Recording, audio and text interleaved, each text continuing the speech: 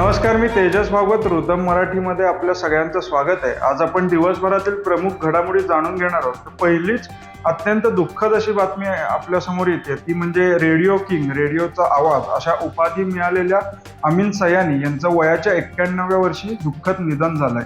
हृदयविकाराचा झटका आल्यामुळे त्यांचं निधन झाल्याचे त्यांच्या मुलांनी सांगितले। अमीन सयानी यांना वृद्धापकाळामुळे अनेक आजारांनी ग्रासले होते।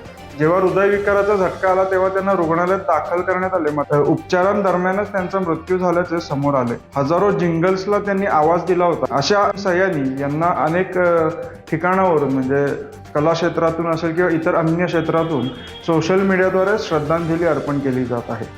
पुढची बातमी येते ती म्हणजे मराठा आरक्षणाबाबतची। कालच राज्य सरकारने विशेष अधिवेशनात मराठा आरक्षण विधेयक मंजूर केलं होतं, मात्र त्या आरक्षणावर आम्ही खुश आहोत, मात्र आम्हाला सगळे सोयरे या अधिसूचनेची जोवर अंमलबजावणी होत नाही तोवर आम्ही आंदोलन करतच राहणार, अशी भूमिका मनोज जरांगे पाटील यांनी घेतली आहे।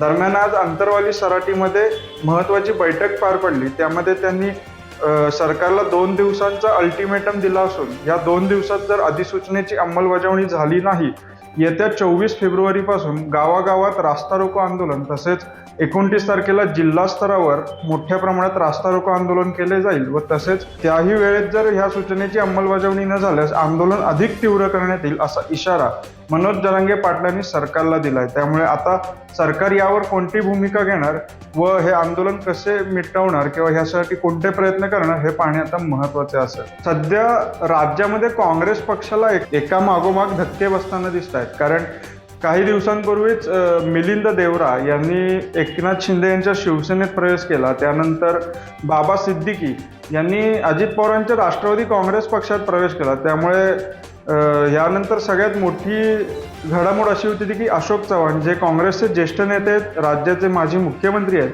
त्यांनी तर थेट भाजपात प्रवेश करून राज्यसभेची उमेदवारी मिळवली। त्यामुळे काँग्रेसला धक्क्यांवर धक्के बसत असताना बाबा सिद्दीकी यांच्या पक्षप्रवेशामुळे ठीक आहे, पण काँग्रेसने आमदार झिशान सिद्दीकी यांची मुंबई युवक काँग्रेस अध्यक्षपदावरनं हकालपट्टी केली आहे। अखिलेश यादव हे आता मुंबई युवक काँग्रेसचे नवीन अध्यक्ष असणार आहेत, मात्र झिशान सिद्दीकी हे देखील आता काँग्रेस सोडणार का हे पाहणे महत्त्वाचे ठरेल।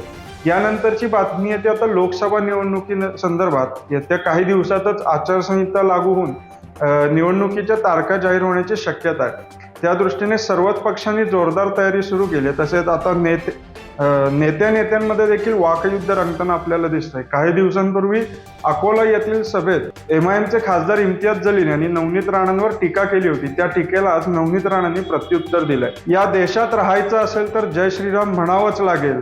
कोण हा इम्तियाज जलील जो अमरावतीमध्ये येऊन मला हरवेल? हिम्मत असेल तर अमरावतीमध्ये येऊन निवडणूक लढवून दाखवा आणि नवनीत राणाला पराभूत करून दाखवा। चमचा तो चमचाच राहणार। छत्रपती संभाजीनगरला जो डाग लागलाय तो यंदा छत्रपती संभाजीनगरचे नागरिक पुसल्याशिवाय राहणार नाहीत, असे थेट प्रत्युत्तर खासदार नवनीत राणांनी इम्तियाज जलील यांना दिलाय। तर मंडळी, या होत्या आजच्या दिवसभरातील प्रमुख काही राजकीय, सांस्कृतिक, इतर घडामोडी। अशाच नवनवीन घडामोडी जाणून घेण्यासाठी आमच्या रुतम मराठी यूट्यूब चॅनलला लाईक, शेअर आणि सबस्क्राईब करायला विसरू नका। अशाच नवनवीन घडामोडींसाठी पाहत राहा रुतम मराठी।